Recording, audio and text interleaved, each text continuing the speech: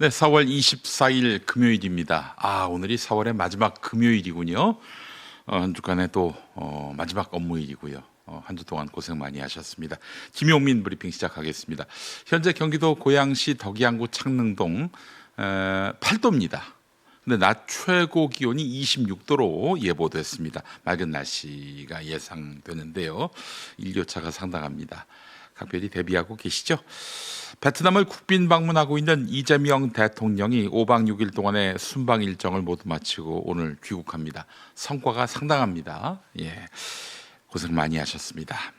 뉴욕 증시가 일제히 하락했습니다. 호르무즈 해협 봉쇄가 지속되는 가운데 국제 유가가 3% 넘게 급등하고 소프트웨어 종목들이 다시 폭락하면서 투자 심리가 위축됐습니다.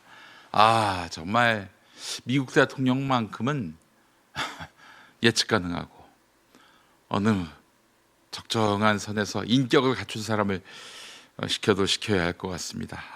너무 피곤합니다. 전 세계인들이.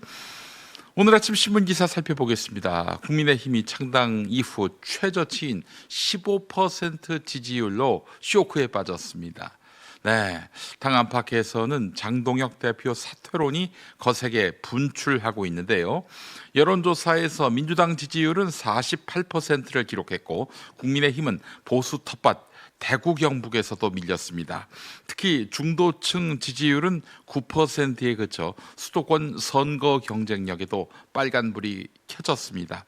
오세훈 서울시장과 주호영 의원 등 당내 중진들은 책임론을 제기했고 일부 후보들 사이에서는 장동혁 대표 배제 선거 운동론까지 나옵니다.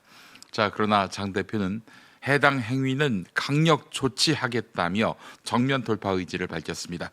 지방선거를 한 달여 앞두고 국민의힘이 지도체제 혼란 속 반등 계기를 마련할 수 있을지 주목됩니다. 더불어민주당이 지방선거 후보 총결집 행사에서 대구와 경남 후보만 뺐습니다.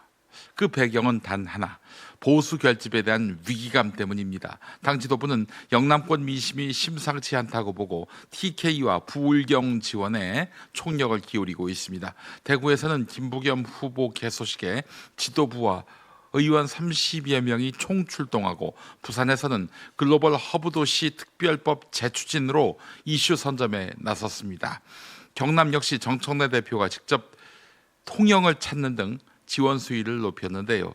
정 대표가 경남을 누비고 다녔을 때 과연 도움이 될지 이 부분은 좀 의문인데요.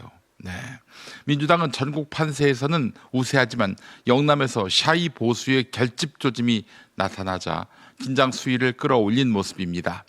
대통령 지지율만 믿지 않고 정책 지원과 현장 유세로 막판 표심을 잡겠다는 전략인데 지방선거 승부처가 결국 영남이 될 수 있다는 판단입니다.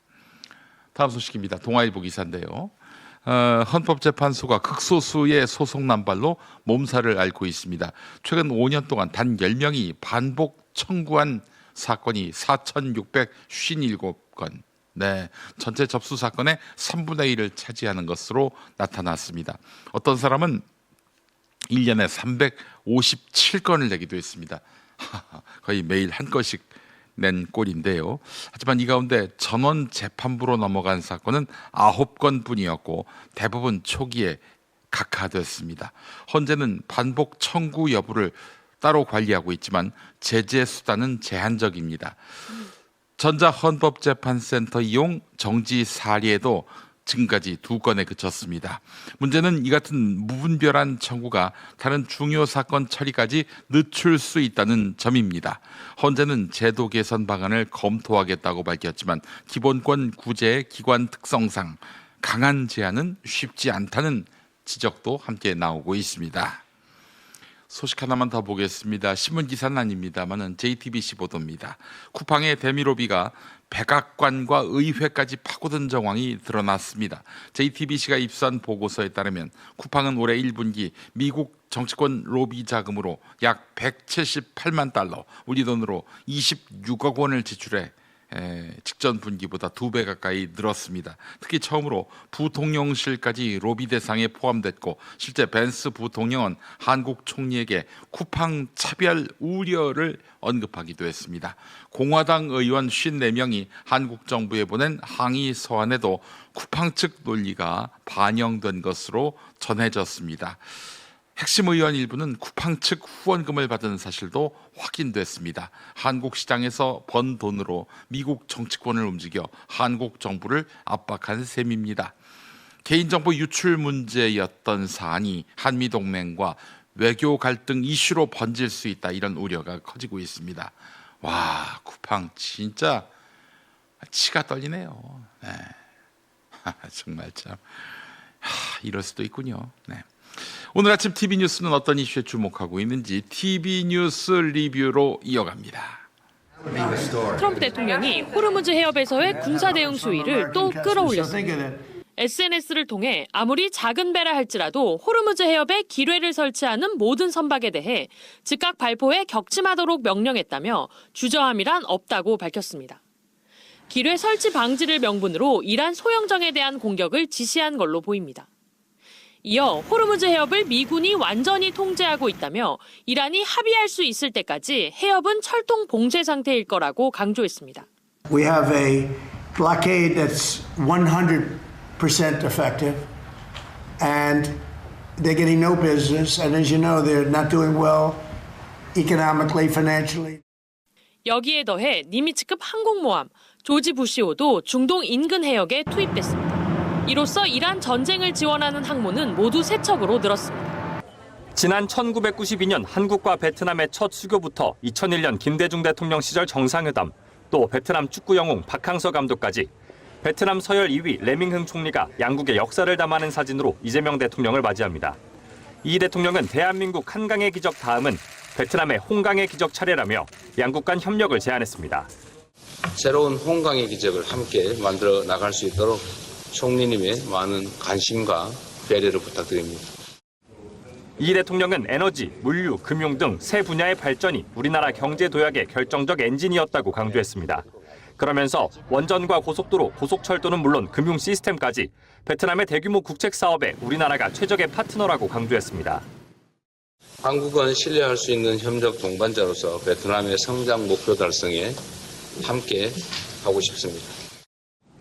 이 대통령은 한국 기업이 안심하고 투자할 수 있는 환경을 만들어달라며 지원을 요청했고, 레밍흥 총리도 베트남의 고소득 선진국 도약을 위해 우리나라의 협력이 필요하다고 답했습니다.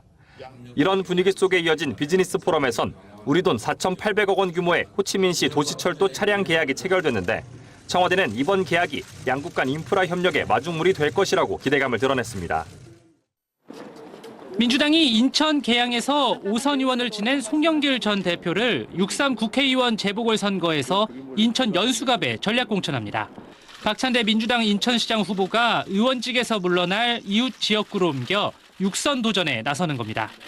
송 전 민주당 대표는 2021년 민주당 전당대회에서 돈봉투 사건을 주도하고 불법 정치자금을 받은 혐의로 재판에 넘겨졌다가 지난 2월 2심에서 무죄가 확정됐습니다. 무리한 표적 수사로 무고한 희생을 치러야 했으나 당을 잠시 떠나 무죄를 입증하고 민주당에 복당한 뒤 친명계로 불리며 정청래 대표의 잠재적 당권 경쟁자로도 꼽혔는데 그만큼 정 대표의 선택도 관심을 모았습니다. 민주당의 계양을 전략 공천은 이 대통령의 측근 김남준 전 청와대 대변인이 받겨냈습니다. 지난 18일 제주를 마지막으로 광역단체장 공천을 끝낸 민주당은 오늘 시도지사 후보들을 국회에 불러 모았습니다. 당대표는 낮은 자세를 당부했고 목표는 높게, 자세는 낮게, 항상 국민과 함께 낮은 자세로, 겸손한 자세로 더 열심히 일하는 모습을